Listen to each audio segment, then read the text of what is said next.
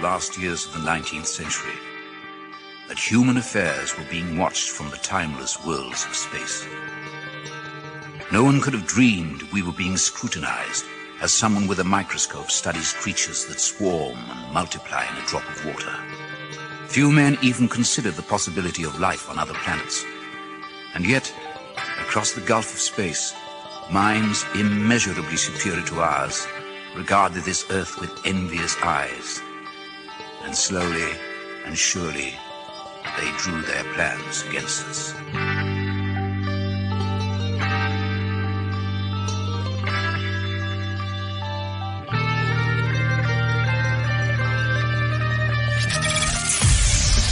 Broadcasting live from a tiny studio somewhere in North America. This is Dark Matters Radio Live.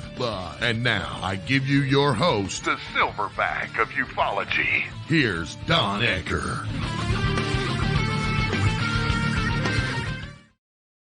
And my heavens, a hearty welcome to everybody. Here we are literally at the very end of April. This year just is streaming through, filled with chaos and crapola, but nonetheless, in just 2 days, it's going to be May. May flowers. We've already had the April showers, and hey, here we are, guys. Well, tonight we're going to have a great show. As always, I have not only Mr. Gary Kissel, but also my confidant in crime, Mr. Mark Center, and our guest tonight, Dr. John Brandenberg. Got to tell you, Brandenberg is one of my favorite guests. Always have a heck of a good time when he's here. John, how the heck are you? Hey, I'm a year older.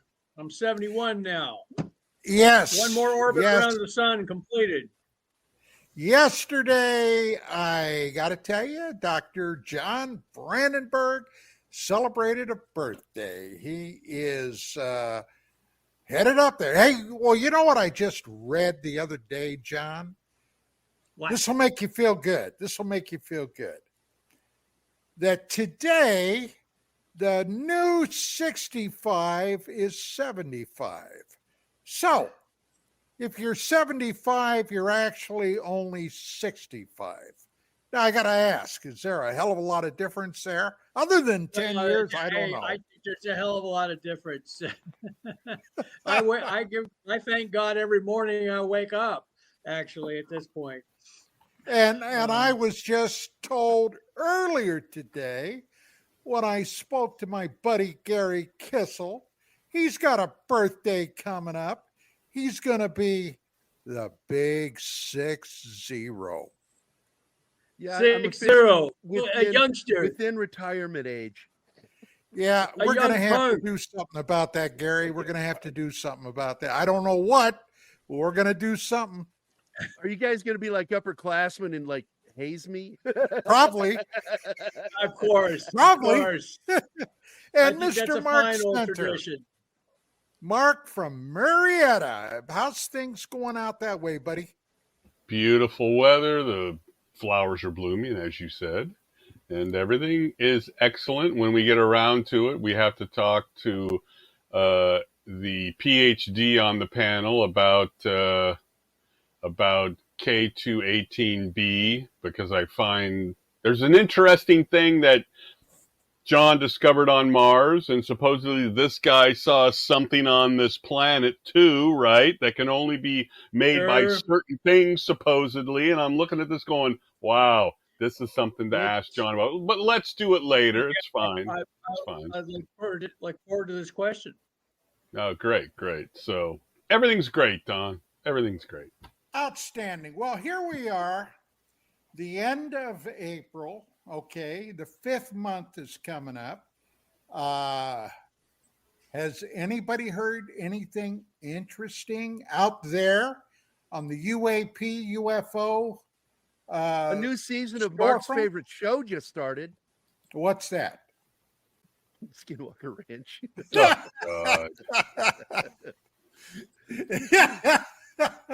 Oh, Well, hey, look, Don't do that to me, Mark. you gotta have it. If you gotta have a hobby, I guess that's not as bad as some hobbies you could have.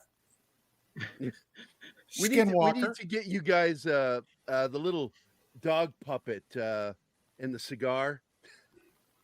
Skinwalker Ranch is very good for me to poop on.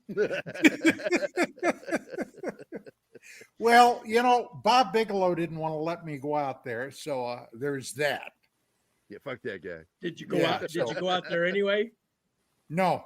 I mean, Why would to I? me, yeah. I mean, why would I want to go out there? That sounds like a spooky place. And But I it told brings them something to mind, John.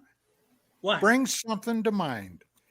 Well, several years ago, Brother Brandenberg came to me one day on the telephone, of course, and he said, "Hey," he said, "you know that guy that's been out there on Skinwalker Ranch?" And I said, "Well, which guy?" "Well, Travis Taylor, the doctor. You've Yeah, seen him on a lot Travis. of TV." And I said, "Yeah, of course." He said, "Well," he said, "I know him." And he said, "You're not going to believe what he just told me." And I said, "What?" He said, "Well, he was out there dinging around the Skinwalker Ranch, and he was horribly irradiated to the Yes. point where he was actually urinating blood." Yes. And I said, "Oh my God." I said, "John," I said, People "introduce standing me next to to him him." didn't get affected either. I said, "Let me introduce me to him. I'd love to have him come on the show." So John said, "Well, I'll mention it to him." Well, he did. He mentioned it to Dr. Travis Taylor, who's what, Yes. an astrophysicist or some crap? He's a redneck Yeah, he's a rocketeer. good old boy. Oh, Yeah. I like him. Well, He's a he solid did. guy. So John says, "Well, here's his address," and he said you can call him. So he gave me both his email address and his phone number. Well, I wrote him several times, never heard back from him. I called him several times, left a message, never heard back from him. John, what do you think happened there? I think one of his secret Pentagon buddies told him he Oh. can't talk to me. He worked for Redstone Arsenal. He's still part of their, organization. If they call him up and tell him you can't talk about this, then he does what he's told. Talk Because about I what? don't think Travis is afraid of you, but I think his wranglers are. I It think the could be wranglers true. are afraid of John. I absolutely believe it. I told him I was at a meeting and I was sitting there chatting with him, and I said, "Travis, don't go back to Skinwalker Ranch. Just stay away from that place." And I said, if you are dealing with something dumber than you can study it. But if you're dealing with something smarter than you are, then it's studying you. Yep. You don't want to be in that situation. Just stay away from that place. But he's apparently being well paid or something. I was going to say he must like the paycheck. I guarantee you, it's a nice paycheck from History Channel. Yeah, I'm sure it is. It's been a very popular show, but if there's a house in town that's supposedly haunted, you think I'm going to go sleep there at night? No, I'm not gonna. I would. I like doing that, dude. I really do. I like going to places. Nothing ever happens to me, and I don't understand it. Well, it's happened to me twice. Well, you're the ding dong that told me you went out looking to get abducted, Kissel. I did when I was younger, man. I lived in Virginia, and you'd hear all these stories in Virginia. So I'd go out on country roads, just driving at night alone. Nothing. I never looked at the dark side of abduction. Well, one of the things I want to talk about today is abducted by who? Apparently, it matters. Which ones? Yeah, Which and I do. ones? I think it matters. I think Travis Walton is one of those cases. The movie didn't get it right, and it's nobody's fault. I understood that they were kind of forced to go that direction. But the Travis Walton case is fascinating to me because of the fact that what it looks like is when he got hit by that light, it sent him into cardiac arrest.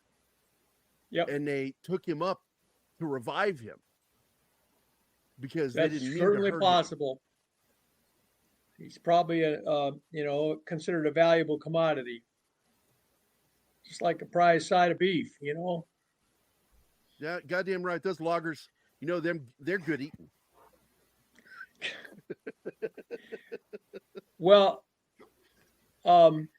what I'm bringing to the table today, which I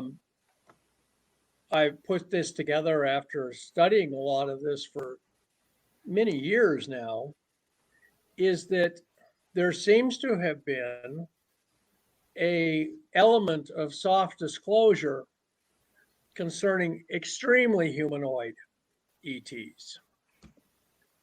And this has been the first outfit that started this soft disclosure, what looks like a soft disclosure, was Disney.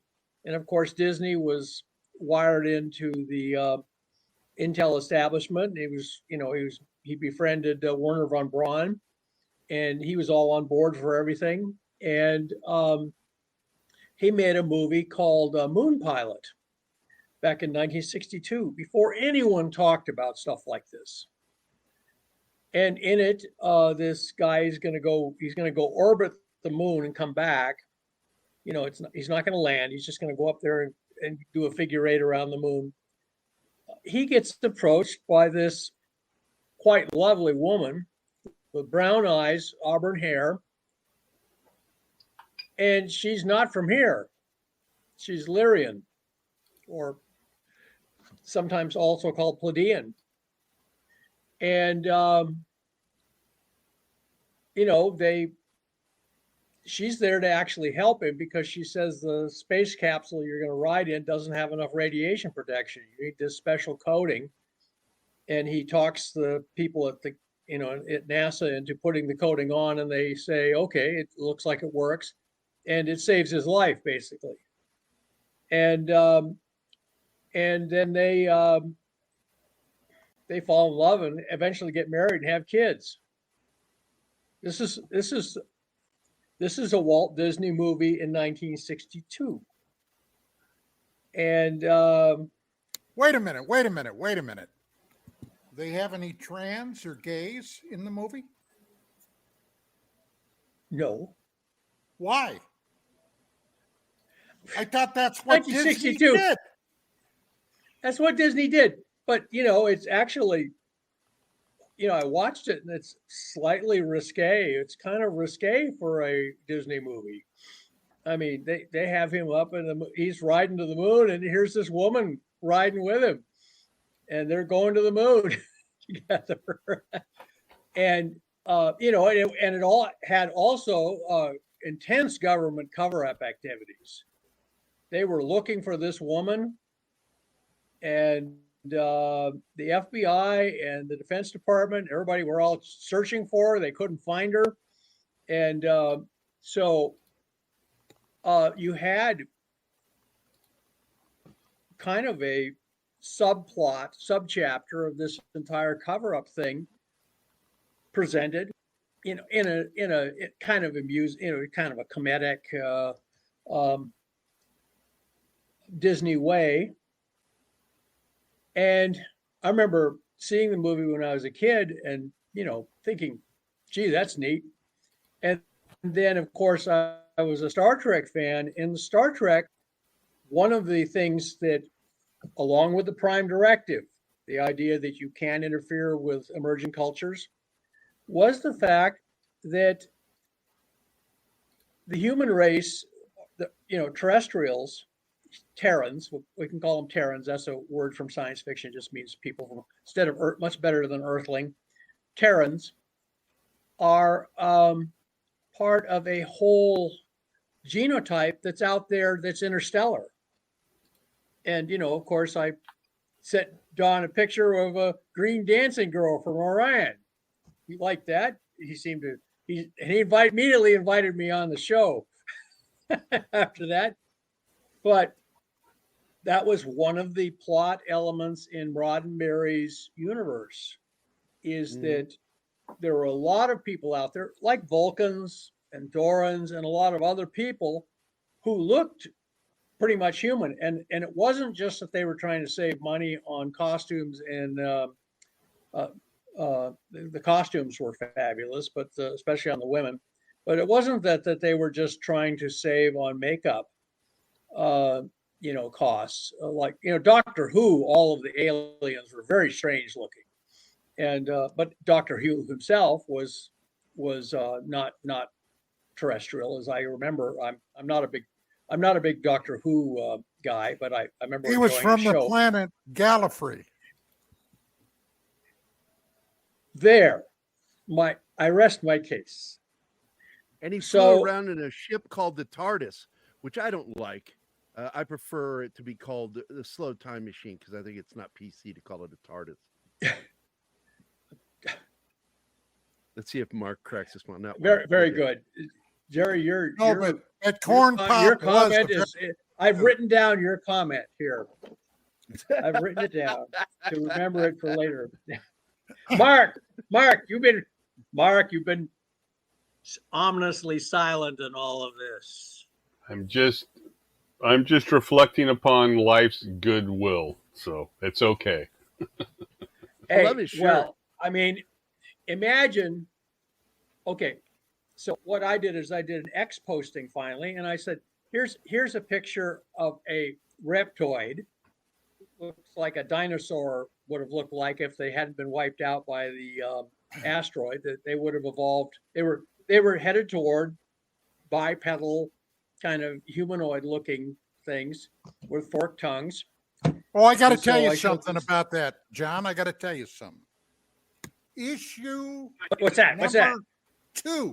Issue 2 of UFO magazine was about that very thing. There was a certain species of dinosaur that the experts believed would have developed sentience and intelligence had they have proceeded.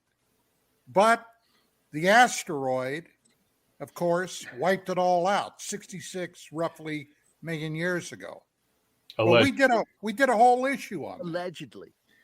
Just imagine how much better off the Earth would have been if these little miniature Tyrannosaurus Rexes had been running around instead of us warlike people, So yeah, no, Don, your case is perfectly.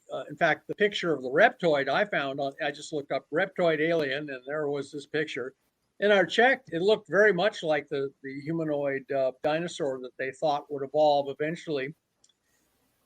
So, okay, then you've got your grays with the big black eyes and things like this, and then you've got these people called Pleiadians, or the story goes that they were originally from the constellation Lyra, and they lost a war with the reptoids from Draco, called Draconians. That's the constellation right next to them, right next to Lyra. Lyra stands for the lyre. And they ended up having to move to the area of the Pleiades, which is Orion, basically. And what's interesting is that Spock, when at his unguarded moments, would play the lyre on Star Trek. So, and of course, in the Star Trek whole mythos of Star Trek, it's the Vulcans who make contact with the humans after our nuclear war and help us and are very benevolent and friendly and get us, on our feet again and becoming part of the Stellar Federation. Only after they discovered that someone developed a very rudimentary warp drive. A human managed to launch himself into space and do warp drive around. And this convinced the Vulcans that we were ready to contact, that they could, the prime directive was no longer protecting us, but that meant we were free to be contacted. That was the movie. I can't remember what it was called. I think First Contact. So, Gene Roddenberry apparently knew a lot. He got backing from Desilu Studios. That didn't happen by accident, I'm sure. So I think all of this was kind of a vein of soft disclosure. That's my take on this, because there are widespread accounts of people they don't really call it abductions in most cases. They just get invited on board ships with people who look human. And they're usually treated well. There are obviously some rogue elements out there. And by the way, if somebody lands a spaceship in my backyard, steps out, and they look like a lizard, and they say, "I'm your forefather. I own you and this planet. Here's the deed," written in some language I can't. And I say, "Well, why don't you get back in your spaceship and keep going?" That's friendly advice. And then the next night, another saucer lands and some grays get out. And they say the same thing. "We got a deed to this planet signed by your forefathers, which we created. And, we own you and we own this planet. So, and you say, 'Get the hell off my land.' And, get back in your saucer and keep going." Then you got somebody who lands and they get out and they look just like us, or we look just like them because they predate us. In fact, they look a lot like the archaeological faces we found on Mars. They're humanoid. And they're older than the dinosaurs. Those artifacts are older than the dinosaurs, at least as far as I can estimate. So these people get out, and I'm smiling at the lovely woman who is part of their crew. And they say, "Why don't you come in for coffee? We'll discuss this." Now, do I trust them completely? Hell no. They look. I've been dealing with humans all my life, and I've learned not to trust anybody completely. Well, if you want to get right down to it, John, they resemble the ideal of the Nazi Aryan race, if you get right down to it. Blonde hair, blue eyes. Tall. They look like they call them Nordics. I don't like calling them that, because in some hypnotic regressions, they say, "Oh yeah, they all had blonde eyed and blue eyes." And other ones said, "Oh no, they were brunettes." And so it doesn't, my father was a combat veteran of World War II. When I was a kid, I was afraid of people with blonde hair and blue eyes.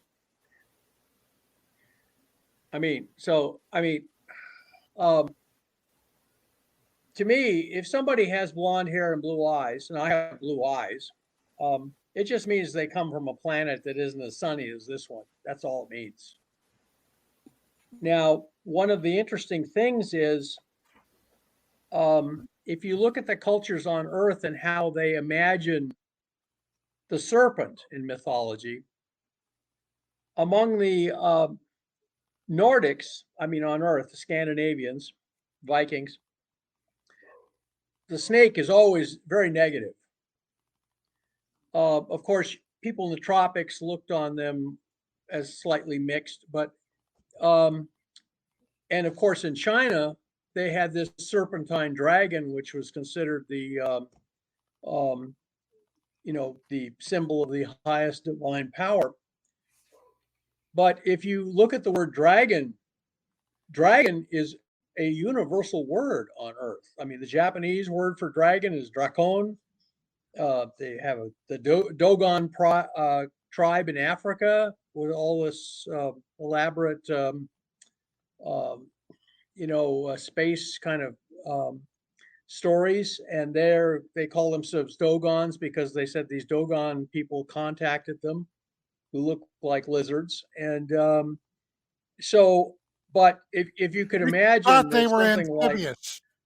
The Dogon described those visitors as oh amphibious. yeah, I may have gotten that a little bit garbled, but I mean even a language as different from the rest of Europe as the Basque language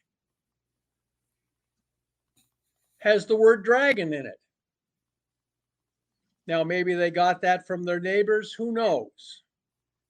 But the constellation Draco looks like a big serpentine, is imagined to be a big kind of serpentine dragon shape.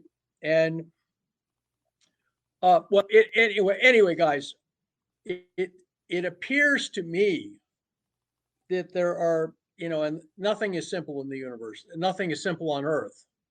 But let's just say there are 3 basic genotypes out there in space, and one of them looks reptilian, and one of them looks like the Greys, and one of them looks, or we look like them because they predate us. And I think it's a very straightforward hypothesis to say that we are part of that interstellar genotype. Well, you said That doesn't something mean they own us little, or anything. It just means what? You said something a little earlier that I feel I must address. You said something about we humans here on planet Earth, okay, being so warring, which of course, who can deny that's bullshit. That's I said that deliberately. I was being facetious. No, well, it's true. Sarcastic. It's true. It's true. And there are many within, especially there's a segment of the UFO community that believe that the quote unquote space brothers are coming here to save us from ourselves. Well, I think that is, I think that's complete bullshit. Life is about strife and struggle. And I believe that any spacefaring race, which have to have the heart of an explorer in them, okay, we look at our own history, every culture on planet Earth that sent out explorers. And a prime example is Spain, okay? Absolutely. Those conquistadors were some bad dudes. They went in and they damn near slaughtered all of Central and South America. Yes. And believe it or not, those people never forgot it. But that is real life, real history. And so my point is that once we get out there, we best be on our alert status. We better be ready, because I'm convinced that there are those that have come by here on planet Earth that did not have our best interest to heart. Oh, of course not. Mark, you've already made a comment, it looks like. Or have you just stepped out? I think he's checked out for a moment. He probably had to do something. Well. Yeah, but his shirt says it all. Corn Pop was a bad dude. Was a bad dude. Well, they're dogs that have blue eyes. Huskies and certain breeds of wolves up in the far north have blue eyes because you can hunt in the ice that way and no one can see your eyes. Why do dogs have, why do huskies and certain breeds of wolves have blue eyes? Well, it's because you can hunt in the ice and no one sees your eyes. The same reason people in Ireland, a lot of them have green eyes because you can't tell their eyes from the surrounding emerald, the foliage. And that'll save your life. Well, at least get you a meal. It at least makes it more likely you'll get a meal that night. So,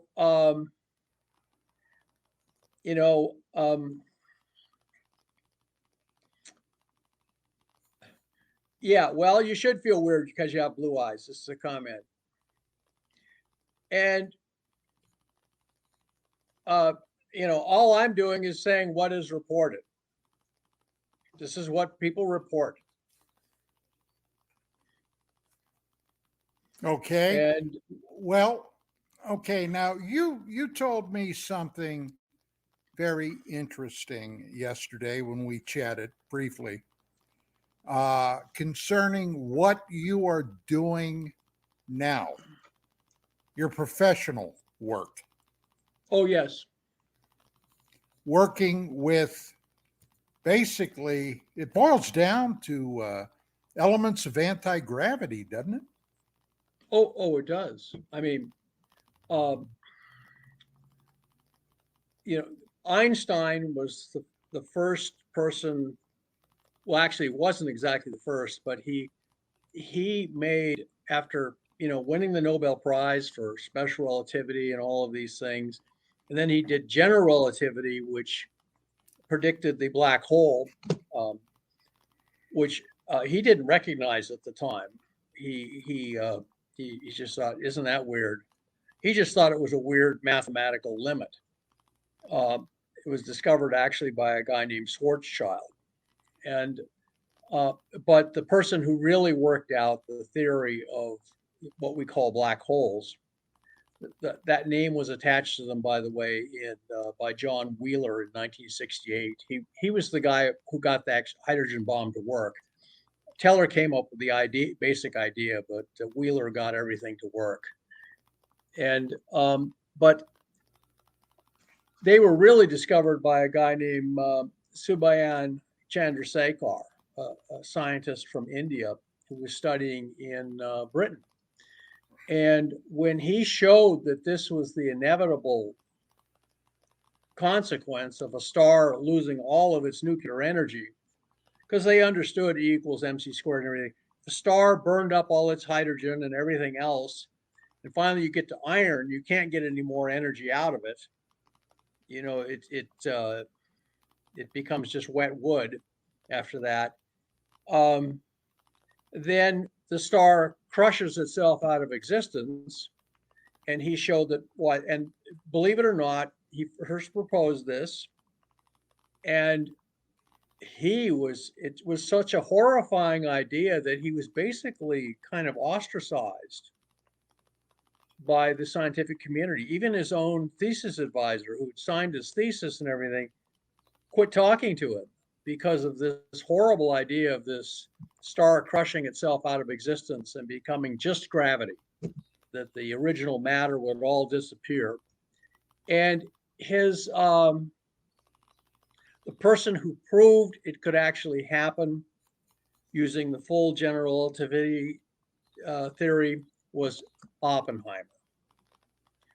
And by the time Oppenheimer proved it, what's interesting is Chandrasekhar published his theories in 1926.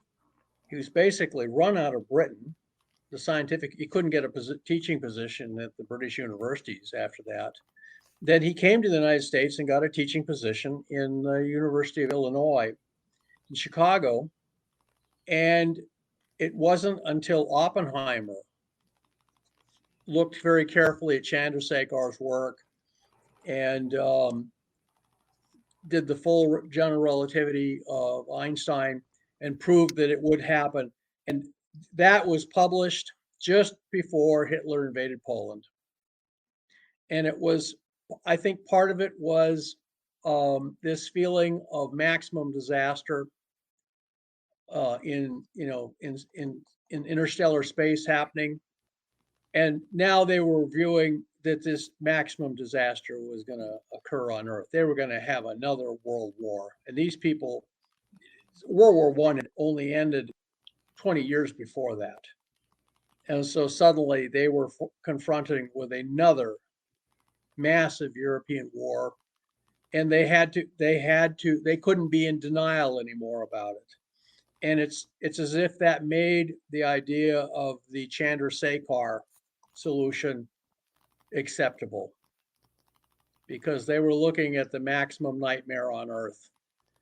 And so and by the way, we now know Einstein said that gravity and electromagnetism could be unified, and that leads to controlled gravity, because you can have all this electromagnetism and control gravity with it. But many people did not accept that. They said, oh, you got to include the other forces and quantum mechanics and stuff like this. And he said, nonsense. He worked 30 years, though. It turns out you need quantum mechanics. But the person who made the big breakthrough was Hawking, because he showed that if you've got one of these Chandrasekhar objects, that's what I call them now, or CHOs for short, CHOs, Chandrasekhar objects, because they're very important in science now, very important. That's where the gravity waves came from. It's colliding Chandrasekhar objects, or what we used to call black holes. I think we should retire that term because they're too important to just call them something mundane like that. And so what you get is you have pure gravity finally. One of these little black holes or Chandrasekhar objects, it's pure gravity. There's no matter left. And it sits there and percolates with quantum mechanics and suddenly explodes into pure light, electromagnetism. So you go from pure gravity to pure electromagnetism. So hence, Hawking evaporation shows that the fields are unified. They don't evaporate into neutrinos, in which case, who would care? The neutrinos go through, we're being showered. Well, is it not true, John? Is it not true that black holes eventually will evaporate? Well, they evolve. Yes. They start as one thing, and at one point they're a black hole, and then they slowly become something else. No, they tend to just evaporate finally. But the problem is, if there's matter that they can keep feeding on, they, at least in this age of the universe, they all get bigger and bigger and bigger. Do they implode and what? What do they do? What are you saying that they do when they're not? Well, like there's a black hole. There's a black hole, or what I call a Chandrasekhar object, in the center of our galaxy that's, they say, is 100 million masses of the sun. It's been eating stars for breakfast, lunch, and dinner every day for the past 5 billion years. So it's roughly 1/3 of the mass of the entire galaxy is in this black hole in the center of the Milky Way. Of course, you can't see it because it doesn't emit light. It swallows stuff. But if you take just the very simplest model of a black hole, or Chandrasekhar object, or a CHO, what I call it, you get, it will evaporate. The smaller it is, by the way, the quicker it evaporates. It goes as 1 over its mass. So the mass goes to 0, its lifetime or its rate of decay goes to infinity. So 0. So then it turns into pure electromagnetism, light, gamma rays, X-rays, whatever you want. So you can show, basically what they've done is they've already proved that Einstein was right, because everybody accepts everyone's checked Hawking's work on the Hawking evaporation, and everybody says, oh, it's absolutely true.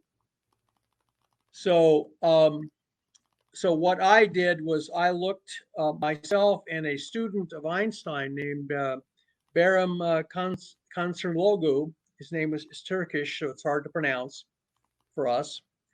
But he was a student of Einstein's unified field theory, and he and I both came up with the same idea that if you had two colliding black holes, two merging Chandrasekhar objects, that not only it would sweep all of space clean of matter, but here you get these two black objects colliding, and what comes out is a flash of light like a supernova, because part of the mass of the gravity in the gravity fields actually gets turned into electromagnetic. It's turned into a bunch of little tiny black holes that then undergo Hawking evaporation.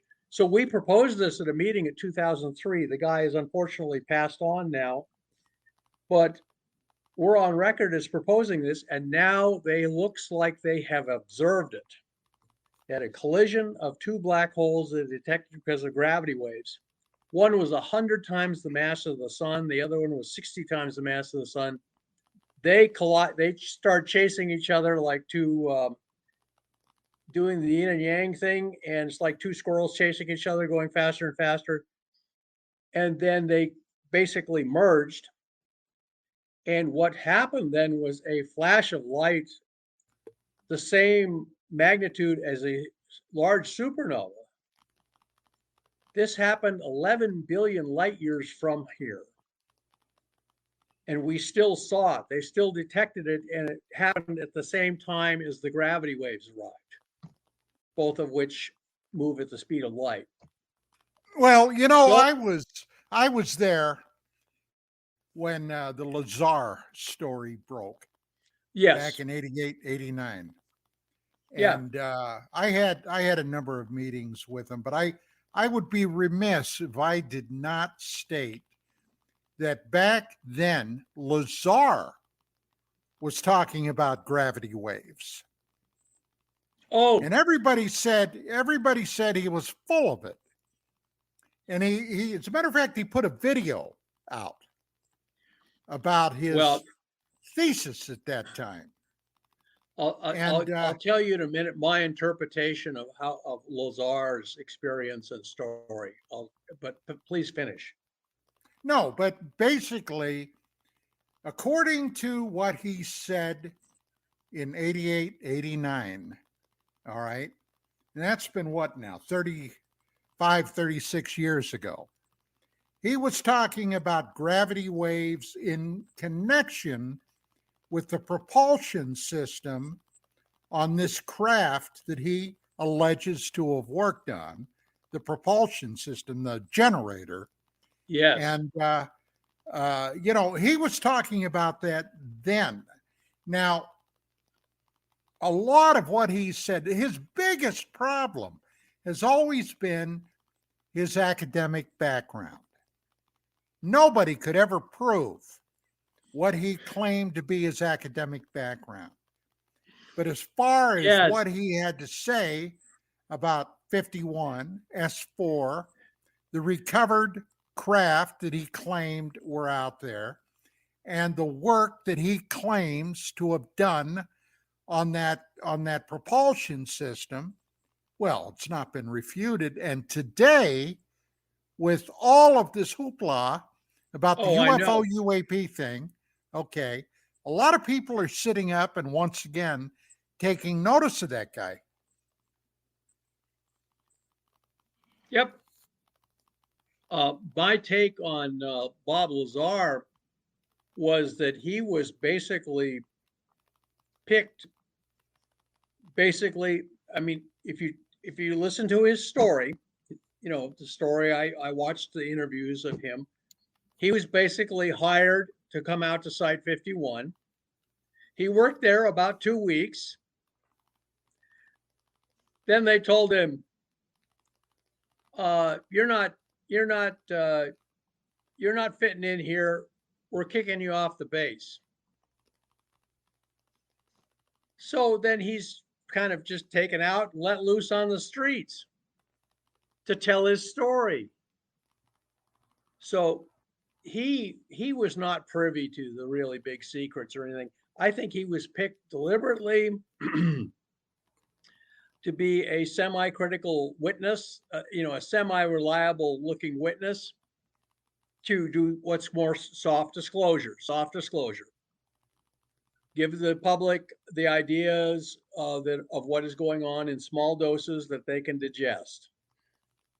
And it makes the government look good because it says the government's doing its job. It's capturing alien craft and analyzing them.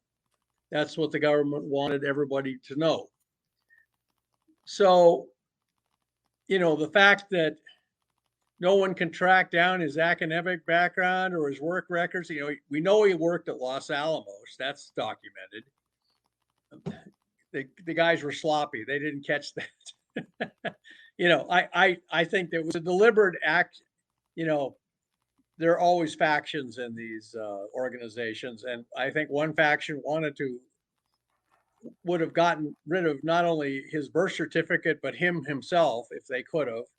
But there was another bunch that says, oh no, we want him to have a little bit of credibility. So they didn't get rid of his Los Alamos work record.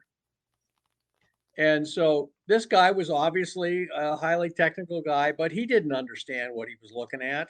It was obvious from the interviews. And he kept talking about element 115. They've made element 115. It lasts one billionth of a second. I mean, its radioactive half-life is 1 billionth of a second. Nature doesn't like it. So that story was, I think that story was given to him by the people he worked with, just to deliberately soften the edge on his disclosure. So the basic story would come out, well, we have captured craft, we're analyzing them. That's what he was basically let loose on the street to say. What do you think, Mark? You're strangely silent.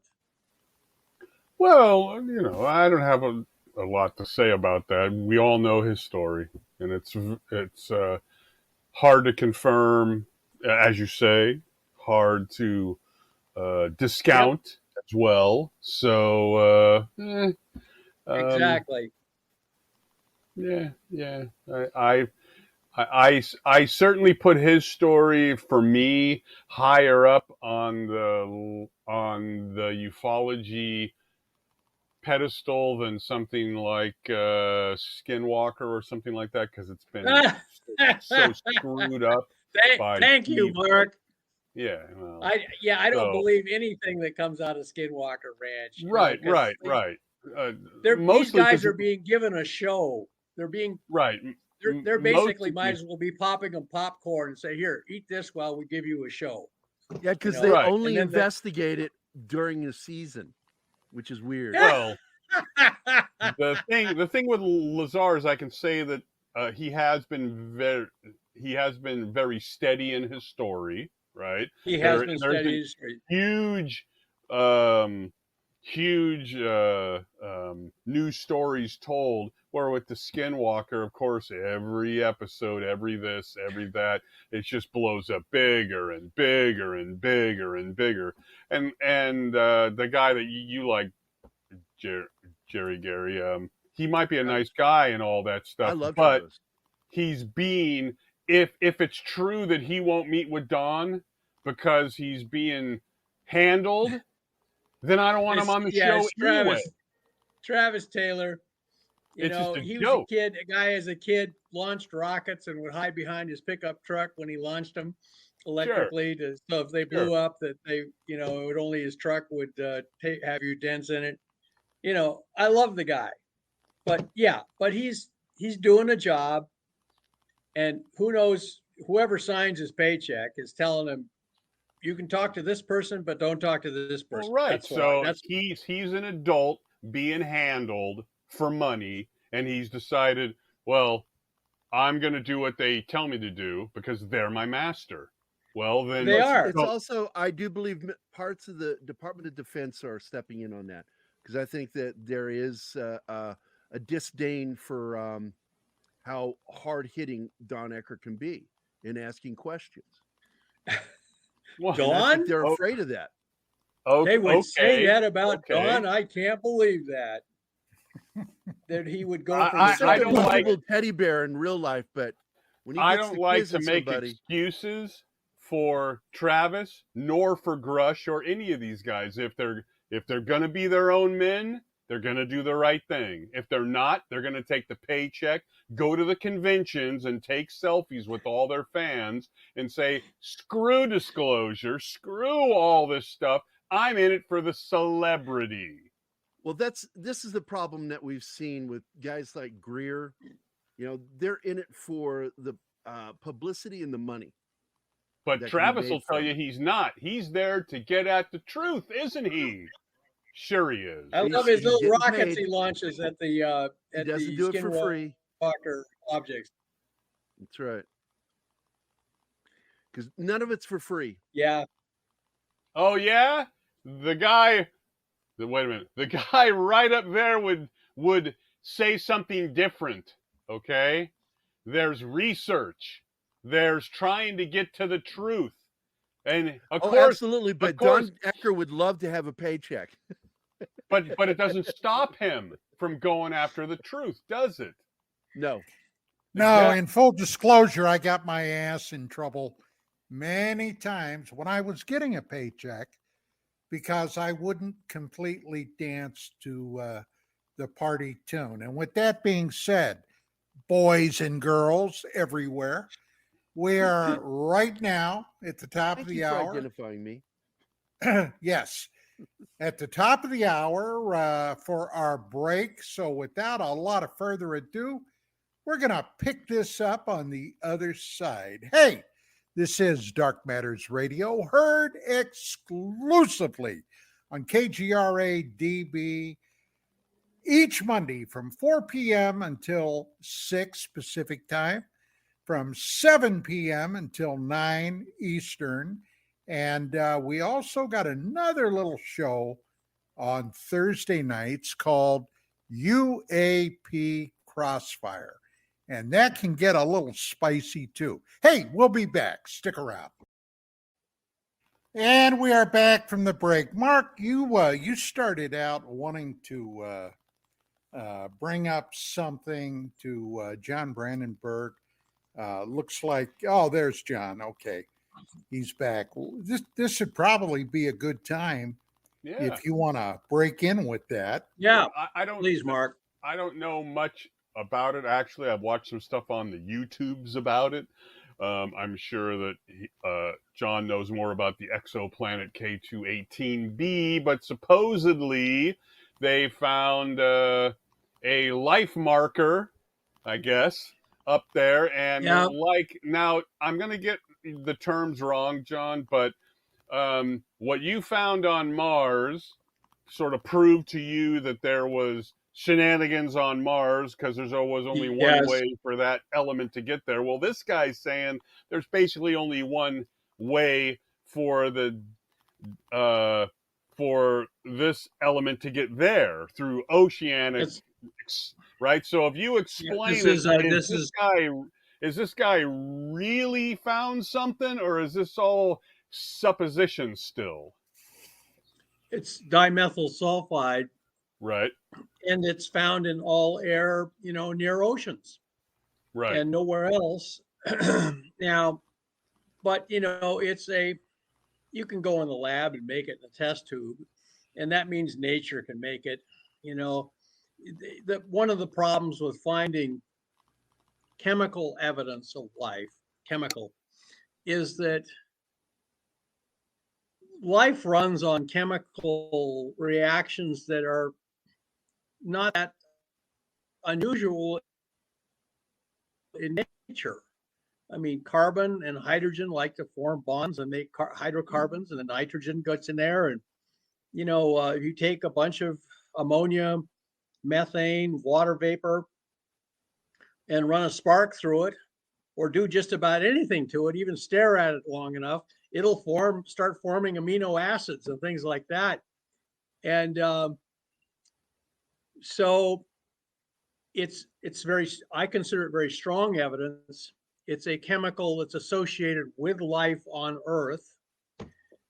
But there's always going to be naysayers who say, oh, I made some in a test tube without any life being involved at all. They're of course neglecting themselves that, they made it.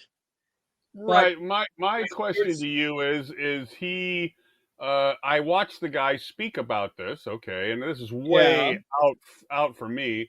How what do you think of his findings? Do you think do you think it's supposition? Do you think it's guesswork, or do you think that they actually found this?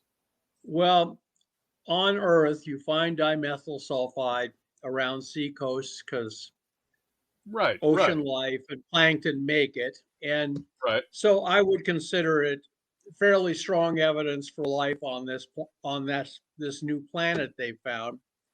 But the problem is you can't prove it beyond a shadow of a doubt. Sure. It's one of those things of,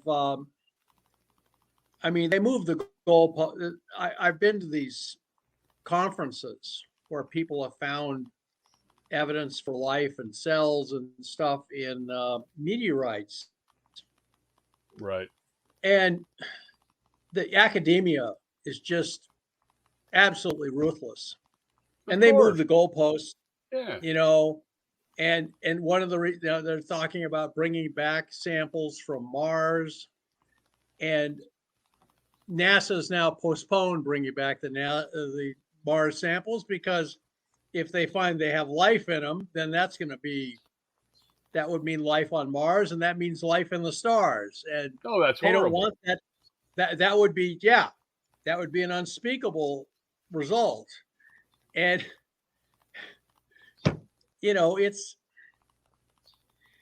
we're at a very frustrating point right now where you have, I was sending in a scientific article to get published in a journal. And I talked about, finding life chemicals on Mars, and I had meteorites that are based on isotopes of oxygen and other things, are definitely from Mars, but they're full of organic matter. They're even full of cells, what look like cell fossils. They're called C1 carbonaceous chondrites, and they come from Mars. I've proven it.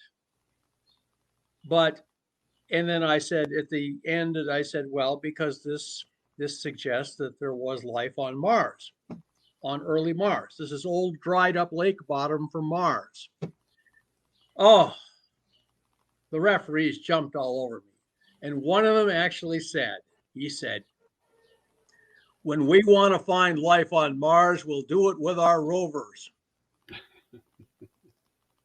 In other words, give me $1 billion. That's right. So I can go to a rover around Mars. Yeah. So what's for the audience and me, what's the testing and the process that this guy would have gone through to make his assertion of what he found on the planet? Oh, he would have found,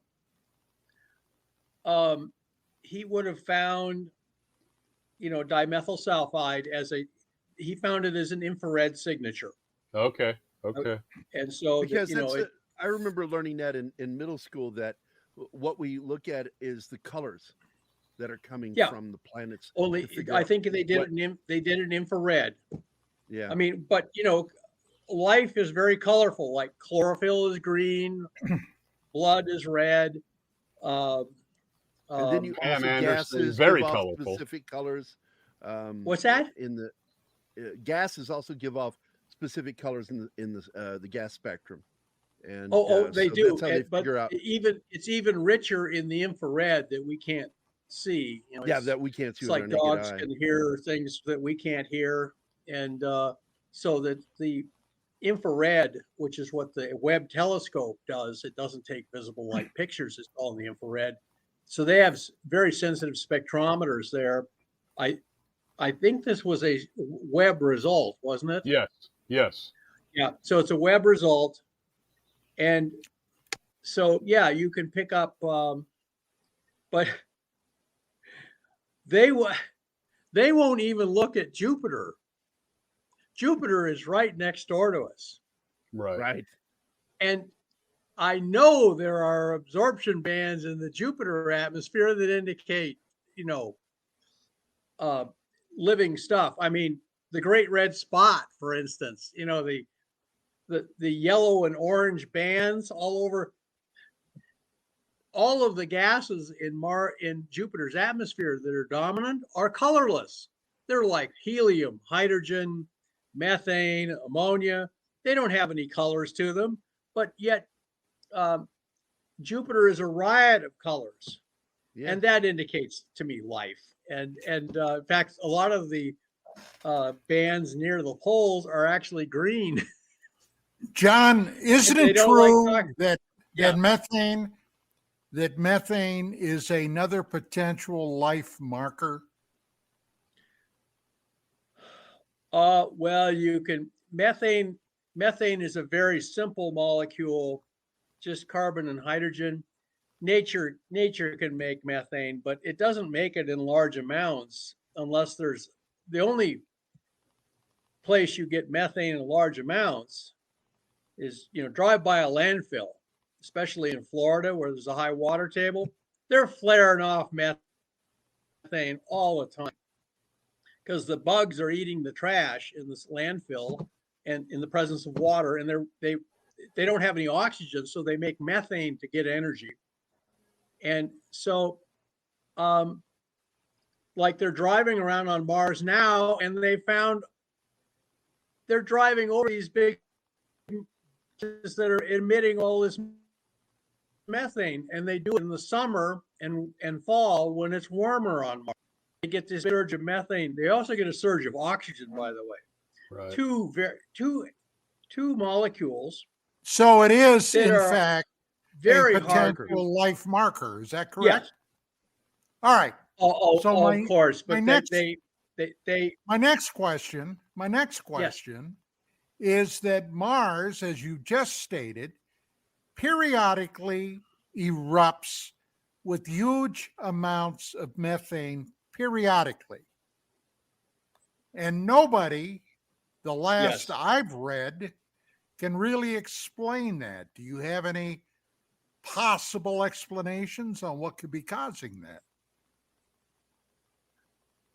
Now, down here on planet Earth, down here on planet Earth, this mystery of methane. Space cows. It's all about space cows. Methane comes from cattle yards. A lot of cattle. Put up a joke. The green people get all concerned about all the methane. I put up a joke on X.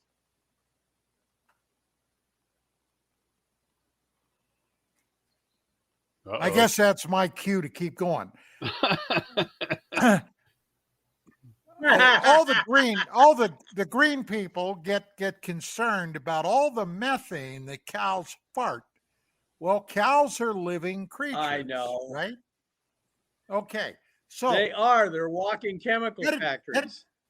Heading back to Mars, what the hell is causing Mars to have expulsions of huge amounts of methane? Ancient graveyards, perhaps? Martian landfills? Don, it's a great mystery, and we want to send a special rover mission there to investigate it. Yeah, to find out $100 billion, Don. Mark, I'm amazed you got the budget right on the nose for Absolutely. our methane explorer on Mars rover. And these people, they sit up nights thinking of ways to explain everything that they find on Mars without referring to the L word. We're not talking lesbian either. We're talking life. Yes, that's why I laughed when you said it, the L word. I know. Look. I told this story before here on this. The B show. Word, bitch. I'm sorry. I'm going to tell it one more time. Back in the very early 2000s. John, shut up. Back in the very early 2000s, all right, Dwight Schultz and I were doing Dark Matters Radio on satellite, and he had, living right down the street from him, he had a scientist that worked at JPL. And this guy knew that Schultz was very interested in the overall UFO controversy. So he came to him one day and he said, Dwight, you're not going to believe this. What? We discovered liquid water on Mars. JPL. They discovered liquid water. And Dwight said, oh, that's wow, that's amazing. When are they going to release that? I don't know, but they probably will. Well, guess what? They never freaking did. It came out from other sources. We're talking about several years go by, and they sat on that. JPL it's like you walk into a room and there's a bunch of learned graybeards staring at a whiteboard, and it's got 2 + 2 =, and they put in a question mark, and then some other people have tried to put in 5, 6, and those are all crossed out. And we're just it's Mark. I know you're more of a skeptic than people in this field, and I'm very glad you're on this show with us. But this ET cover-up thing, which it's an ET cover-up, they're covering up finding evidence of biology in meteorites, finding evidence of a dead civilization on Mars, finding an evidence of present biology on Mars. And of course, then there's the UFO/UAP thing. It is stymieing the intellectual development of this species. Yes, it is. Yes, because this is part of what Don wrote in his paper. We will never see full disclosure because always withhold. That's why I always say, why not focus on Earth and the unexplained things on Earth and the giant stones and the this and the that, and because we could get a lot of answers from where we live, right? We can get a lot of the answers from here, but they won't even do that. No, as far as the government is concerned, the entire universe, including the Earth, Mark, is a haunted house. And you say, well, why don't we look in this closet, and this closet, and this closet? No. Don't look in there. There's skeletons in there. And then there's closets off the closets with even more skeletons. They it has stymied our intellectual development. Well, roughly 10 years ago, maybe a little more, John gave me a call one day and said, and I'm paraphrasing, but basically, you're not going to believe what was just discovered. And I said, what? He said, a meteorite that came down was picked up. It was opened up, and inside was an organic goo. Now, this was during the administration of Barry Obama. Okay. Barry Hussein Obama. His science team did every freaking thing to squash that report. Now, I went on the radio with it. I wrote some papers about it. I talked about it everywhere I could talk about it. And my big question was, what in the hell caused that goo? And that in itself could be a huge topic for discussion. But John, what did you ever discover about that?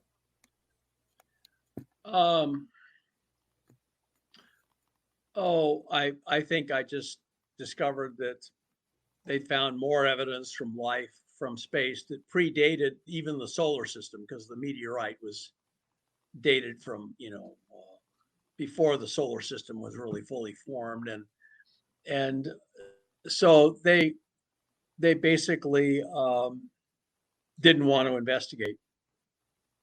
You know, it's Well, who got their it's hands like on I said, that? our intellectual and scientific development has been stymied because of this cover up.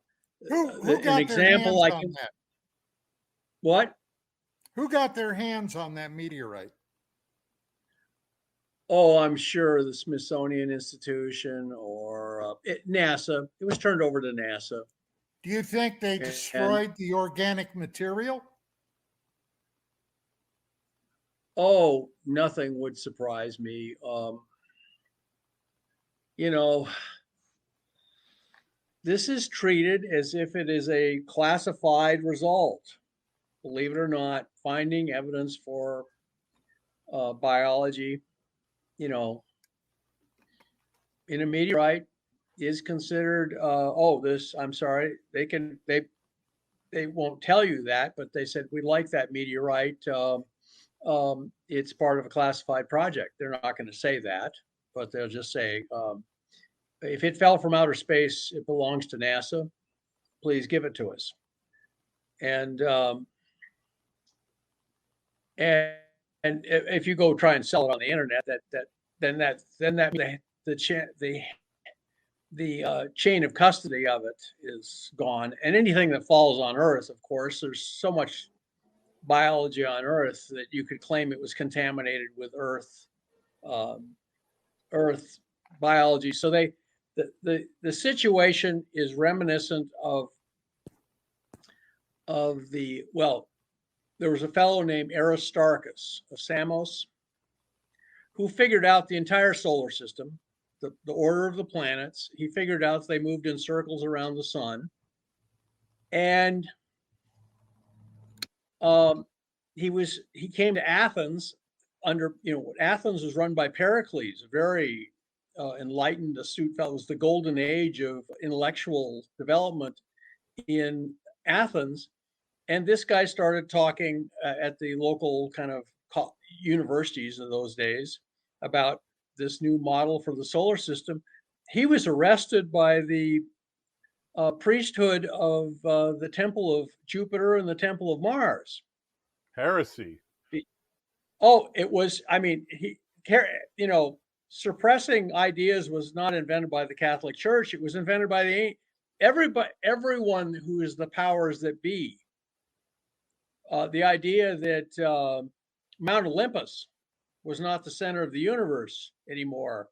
This was deeply offensive to, the Greek authorities of the time. They said, you're trying to discredit the gods, and we're about to have a war with Sparta. We need all of the protection from the gods we can get. So they arrested him, and Pericles had to go down, get him out of jail, and put him on the next boat out of the harbor to save his life.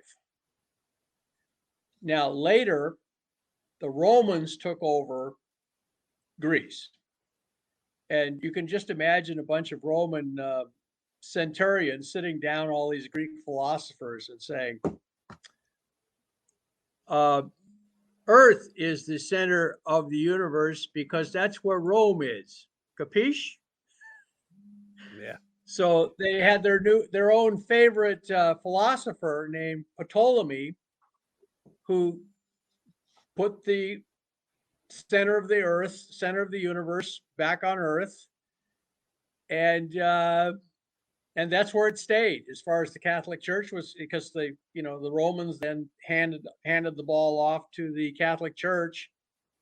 That was the only part of the Roman Empire that basically survived, and then people just couldn't talk about.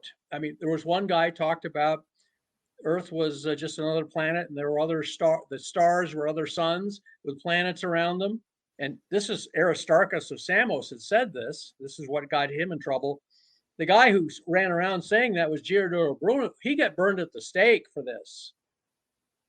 I mean, then they tracked down Galileo, and put him under house arrest for the rest of his life after he spotted moons orbiting Jupiter like a little miniature solar system. You know, they said, you know, Gally, wise up. They said, we think you are shorter than you should be. We're going to put you on a machine that makes you taller, unless you sign this confession saying you didn't see anything. He even offered this Roman Catholic cardinal a peek through the telescope that he had. He had a telescope. Here's Jupiter with the moons orbiting it. They look like a little string of pearls. It's very beautiful. And the guy refused to look through the telescope. So that stymied the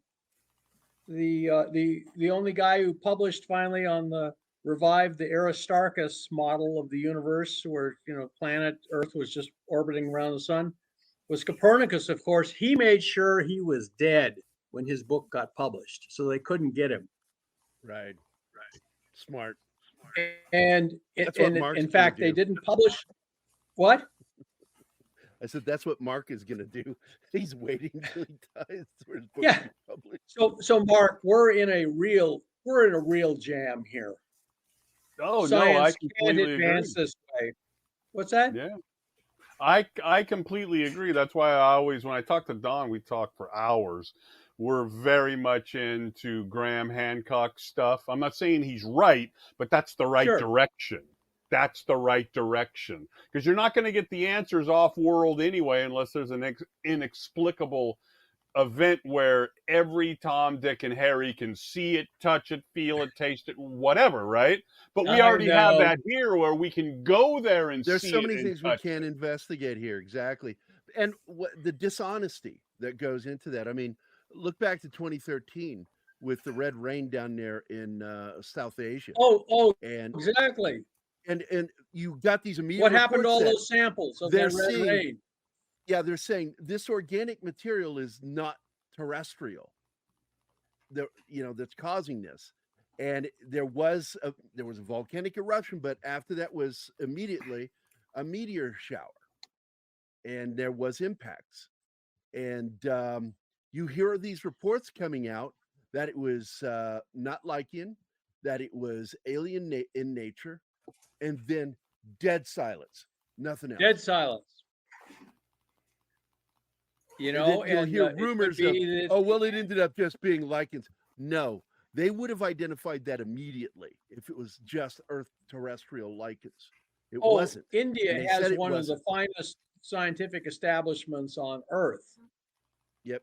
But they get a phone call from the U.S. ambassador who says, we're very concerned about your reports of red rain, and we're wondering if you really do need our help up in the Himalayas with the Chinese, And taking part of two of the researchers, Godfrey Lewis and Santhosh Kumar, both connected it with the theories behind panspermia.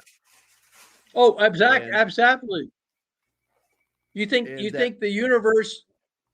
No, I'm sorry, Jerry. Continue. Well, I'm going back to, because I've said that FOXP2 protein, which is what's required in giving us the ability to speak, is found in other animals, but for some reason in abundance in humans. And it's just, how can that happen? Especially if we're primates, eating the same diet, being exposed to the same things. So it's called genetic manipulation. Exactly. That's where I'm getting, is that I believe that some of these things are targeting Earth. And I absolutely believe that. Well, all of you must understand, I'm a scientist. I'm a plasma physicist, We like to roast stuff till there isn't any chemistry, it's all right. It's all just gas of charged particles. But it's now completely obvious to me that this model we were taught in school when we were, starting at like 12 years old, that life began in the oceans with primordial sloops sloshing around for billions of years, and then suddenly the first cell was formed, complete with enzymes and DNA and all this stuff. And that's how life got started on Earth. That's nonsense. It apparently started on Earth and on Mars almost as soon as there was a liquid ocean. That means it came from space. And then you say, everything that made Earth came from space. It's like, I mean, exactly. People, you know. People tell me, we have genetic material from we have extraterrestrial genetic material. And I'll say, well, of course, we all came from probably panspermia, from, spores landing here. And then you say, well, when did life begin? Where did life and where and when did life begin? And I said, in a galaxy far, Which far time? away. Which time? Yeah, because we keep talking about this, that a long time ago, there may have been resets. There may have been resets on Earth in Alexandria, the fire. We know of at least five major extinction events, Gary. Oh, absolutely. We almost turned into another planet Mars in the Great Permian extinction. Pop up. And I'm not one of those that believes in evolution the way that natural scientists talk about it. It's ridiculous. There's too many missing links in it for it to make sense to me. I believe that we are not accidental and that we were intelligently designed. To me, when I look at biology, there are two great glaring questions in biology. One is, how did life begin? And then, how did we begin? Because our appearance in the fossil record, modern humans, is very abrupt. Yeah, very abrupt. And evolution doesn't work there's something else too. Okay, our hominid ancestors, all right, which basically were walking monkeys. Yes. Suddenly, literally, metaphorically speaking, overnight, our brain capacity doubled in size. Yep. Now, you ask a scientist about that, and many of them will say, well, it's when our ancestors began eating meat. Okay.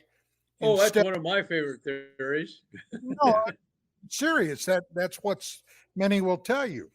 But there was something else. And I personally believe fire. There, we could cook the meat.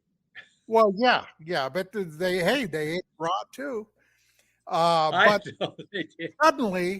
suddenly, overnight, so to speak, our brains doubled. Now, to me, that tells me intelligent design. Somebody decided, for whatever reason, I personally think, that it was to create a slave race. Okay, a slave race. Our earliest ancestors, I believe, were slaves created to perform tasks for their masters, those who came down from the sky. But regardless, somebody had to do some tinkering to get us where we're at. I say it was shore leave. If they're watching us now, what the hell are they thinking? Okay. Oh, we made a mistake somewhere. What the fuck? No, now you know what I'm sorry, John. I'm a science fiction writer, so you know what I think the Pleiadians think, looking at us? They say, well, we are short of infantry. In our war with the Draconians, we're short of infantry. These people are really good at killing. Yeah. And so maybe we could talk some of them into taking, taking a few tours of duty, as infantry. Tour of duties for the aliens. Now, I have a question from something that Mark brought up about the K218b planet, which is, I do believe that they refer to it as a potential, what is it called? Starts with HY planet, exoplanet. And it's large enough in every, But the thing that weirds me out about it is is within the orbit of a red dwarf star. Yeah. Which Well, you and I know is infrared. So it's like, how does life grow under infrared? This is going to be fascinating. And oh would no, humans it's be able to live in something like they that? make enough red light, as it turns out, that you can have photosynthesis if it's close enough. But what would that do on humans if we were to try to go there? Well, we'd be really pale. Humans that grew there would be really pale. Basically, they would look like albinos on Earth. That's sort of what they did in Dune, which they showed Yeah. the Harkonnens. Yeah, they had blue eyes. Yeah. And they were pale skin, no hair. Yeah. So it's a would it produce vitamin D the human needs? Yeah, I was just going to say one thing, Jerry. One important point is, there's an old joke about a guy losing his wallet after a night on the town in a little small town, and there's only one. The town is so small, there's only one street light, so he can't find his wallet. Genghis. So they find him looking around in the light of the one street light. And they said, Bill, why are you looking there? He says, it's the only place I can see. So I'm looking here. And part of what they're doing is they find all these planets orbiting red dwarf stars. Red dwarf stars are small, so they move a lot. When the planet goes around them, and the stars wobble because the planet's moving around them. So they're easy to find. Also, because of the light of the red dwarf is so dim, you can see sometimes the planet actually orbiting in the orbit next to the star because the light is so dim. Yeah, because you see the twinkle. Yeah. Yeah, you don't see that. Yeah, all you see is the twinkle. But the planets we're finding are apparently oddballs. Most of them. John, like they find a planet. I've got a question about red dwarfs. All right. Okay. Now, as astronomers have gotten increasingly much more elegant and precise equipment, we've discovered that many stars that we observe are binary star systems. Yes. Okay. Yes.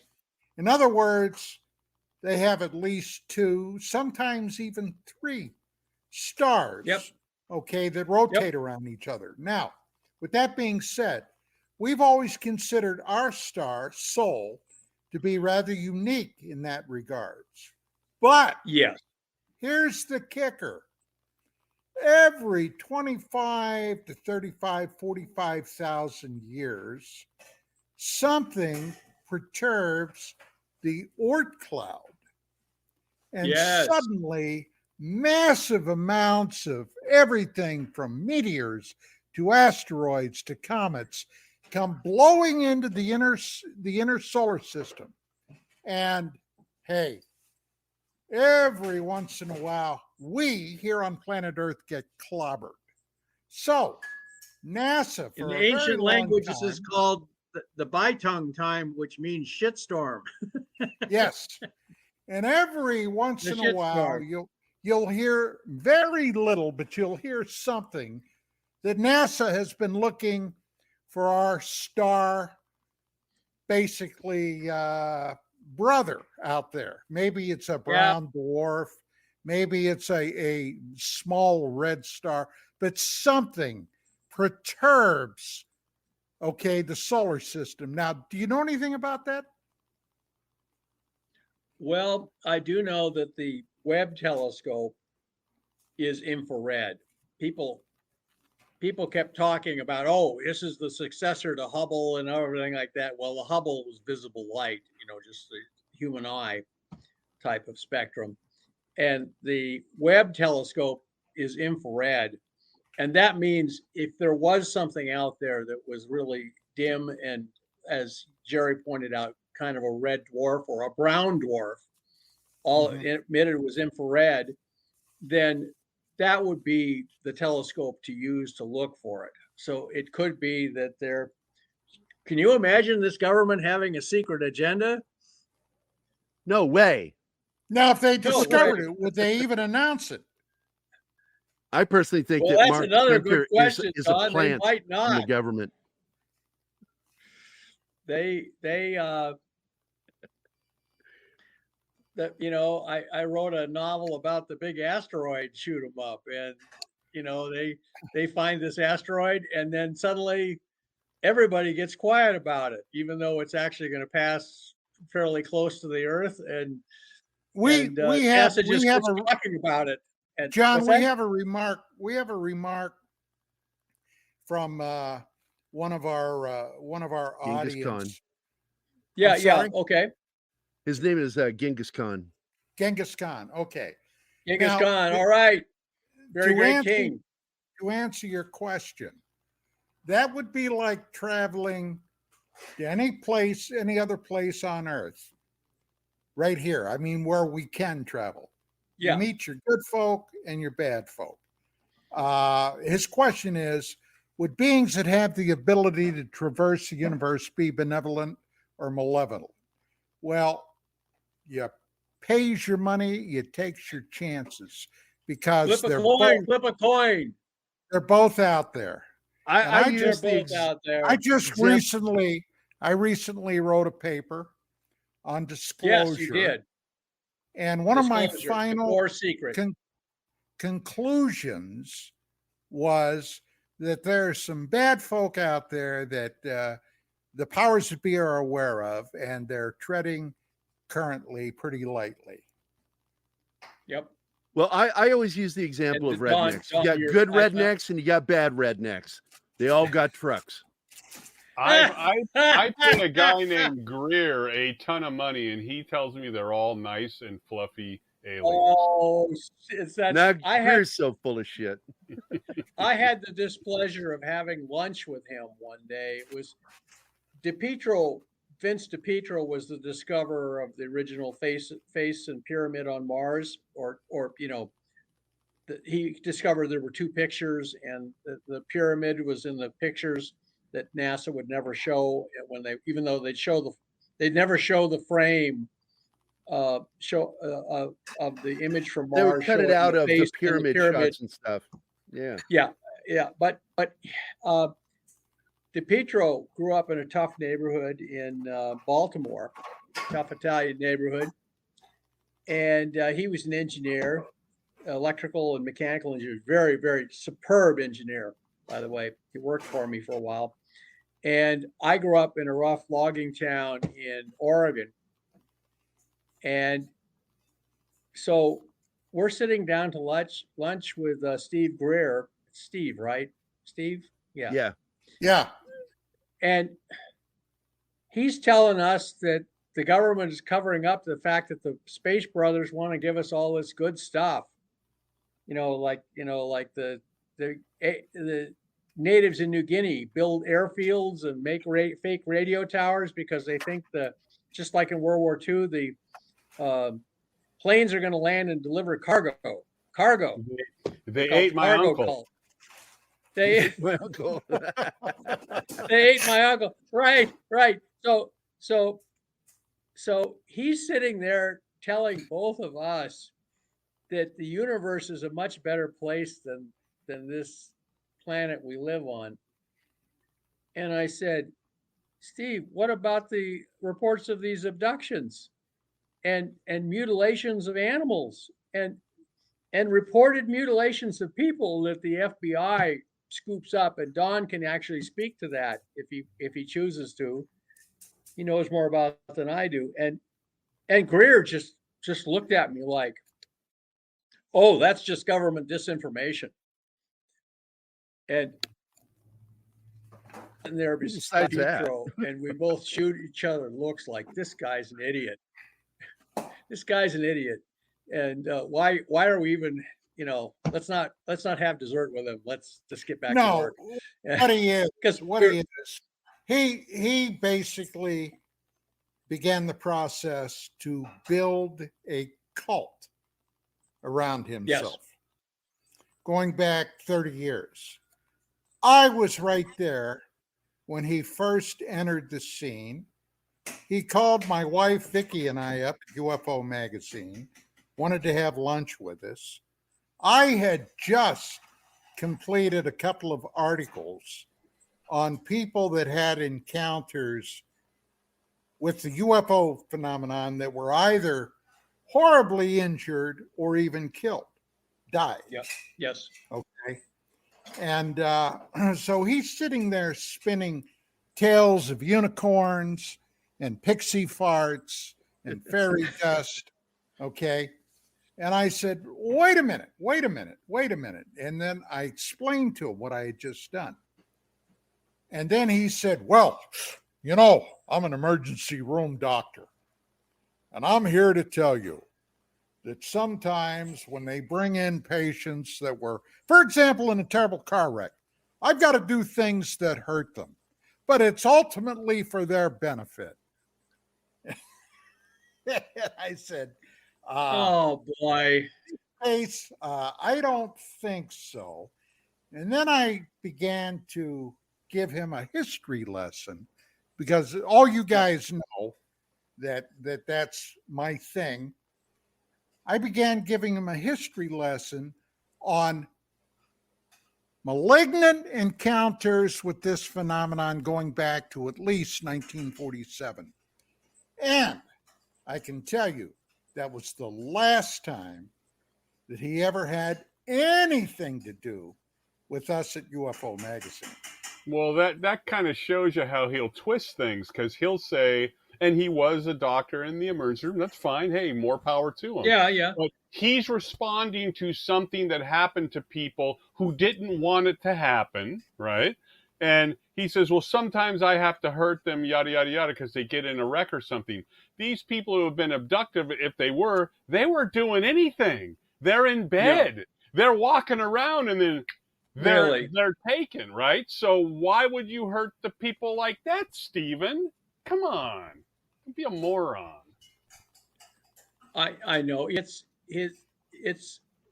the term I heard was rainbows and unicorns. You know, that's what he's teaching is, and there's a principle in SETI, you know, where these guys are supposedly searching for extraterrestrial intelligence. Okay, it's called the principle of mediocrity, and in this field, mediocrity just means typicalness. That the Earth and its people are typical of the universe.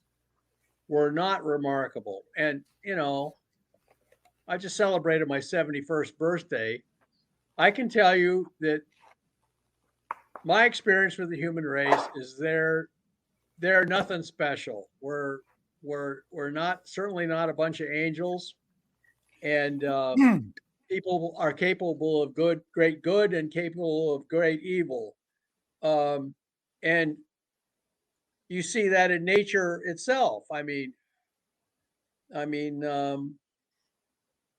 I published a picture on X showing a dolphin running from a killer whale, and the caption was, "Sorry, they're not playing tag." The killer whale is going to eat that dolphin. Yep. Once he catches it. And I'm sorry, that's just the way it is. Yeah. And why should, well, anyway, so yeah, but Don, you actually, I don't know if you care to talk about it, but I remember talking to you about, have there been human mutilations that followed the same pattern as the ones they find on cattle? And you did a very minor investigation, which came up with an interesting... my ass. I did it for 3 years. Oh, no kidding. I'm sorry. I didn't know you'd gone on that long. And actually more than 3 years. Can you share with us the answer you got from the authorities, or rather the question you got from the authorities? Well, I can tell you this. Back in, this would have been about 89. I really got pressed on this. I started investigating in 88. Okay. So yeah, this actually more than 3-4 years. because it went on until about 93. But at any rate, I had a friend that was the state director for MUFON for the state of Idaho. And he brought forward, okay, we both had a very deep, abiding interest in the UFO phenomenon. And he brought this case to me where a hunter, a guy that was out in the woods hunting, etc., okay, was discovered, okay, dead, mutilated.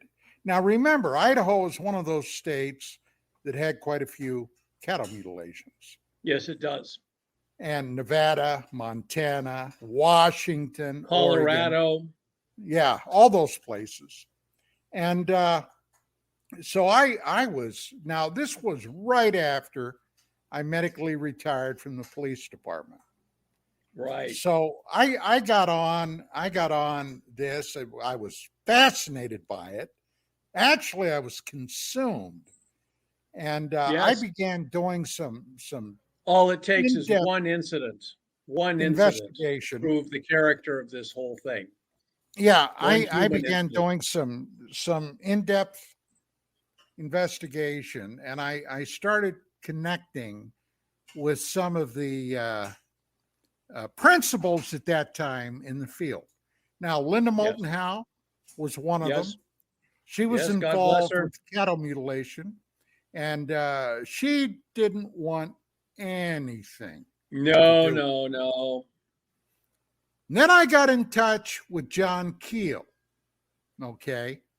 Now there was a guy who never considered himself a UFO researcher, but he did consider himself a Fortean, Forten, Fortean. Yeah. Now, if you know what that is, you know what that is. If you don't, look it up.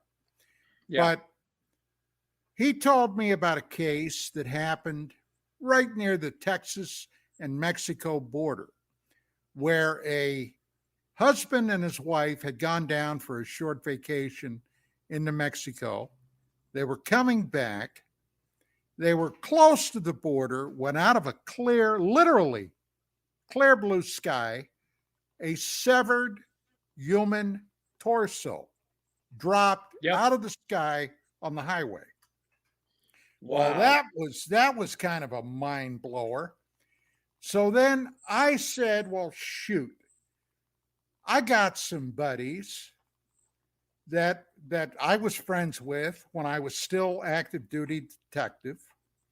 So I called one of them up, and all I'm going to say is I'm not going to give you his name, but and he may even be retired now. But I called him up. I'll call him Chip. Okay. And I told him what I was looking for. I said, look, Chip, here's the deal. And I laid it out to him. And I said, I want you to check the NCIS computer, if you would, back in DC. That's incidentally the FBI big main computer. Yeah. And here's the criteria I want you to look for. And I laid it out for the states of Washington, Oregon, Idaho, Montana, Nevada.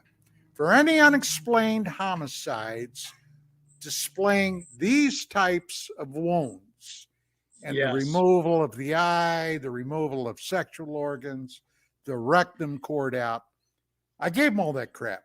And I said, will you do it? And he was kind of interested, and he said, sure. So he said, look, it'll take a while, probably a week or so. Okay. And I said, hey, I got nothing but time, bud. Well, he did. 3 days later, he calls me up. He said, what in the hell did you get me involved in? And I said, what are you talking about? He said, I did what you asked.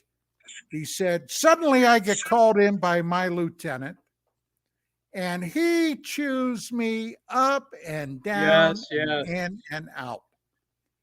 And I said, really? He said, yeah. By the way, they say they have no cases at all. Well, hey, I knew that was bullshit because at that time, there was a case ongoing for quite a while up in the state of Washington with a serial killer that they were calling the Green River Killer. And this guy primarily made prostitutes his prey. Yes. He would get them, entice them into his vehicle, and then take them out somewhere and then basically mutilate and kill them. Okay. Yep. Did a bunch of them before they caught the son of a bitch. Well, I knew somebody was lying. So then I called another buddy who was in a different department. He was a sheriff's investigator. And I told him about this, and I asked him if he would do it. And he agreed. Basically, the same thing happened. Then about, I don't know, a few weeks, maybe a month after all this, one day I'm at my house, the phone rings, I answer it, and it's a guy who told me his name, and he said, by the way, he said, I work for the DEA. And I said, oh, okay. He said, I read the paper you put out on the internet, because I had written a document about this, okay, about human mutilations. And he said, at first, he said, I thought you were full of shit. And I said, well, that's cool. He said, but then I started checking. He said, then I started checking. And he said, I'm just going to tell you this. He said, if I were you, I'd stay all the way away from this. He said, because something is going on. And I'm here to tell you, it ain't pretty. And we have 30 seconds, John. Yeah, I know. I got the thing here. Okay. You could put yourself at risk. So there you go. Did I ever find anything out? Nothing more than I already knew or surmised. But no, you did find something out. You did. Well, with that being said, gang, with that being said, we're out of time. Look, Thursday, 5 p.m. Eastern, 8 p.m. or I'm sorry, 5 p.m. Pacific, 8 p.m. Eastern, UAP Crossfire. And we'll have another exciting episode coming up this week. In the meantime, John Brandenberg, PhD, thank you so much, sir. Thank you so much for having. It's a pleasure and an honor to be talking to you guys. Great guys. Great job. And we'll see you next week. Good night. God bless. All right, you guys. Great talking with you. Cubs win.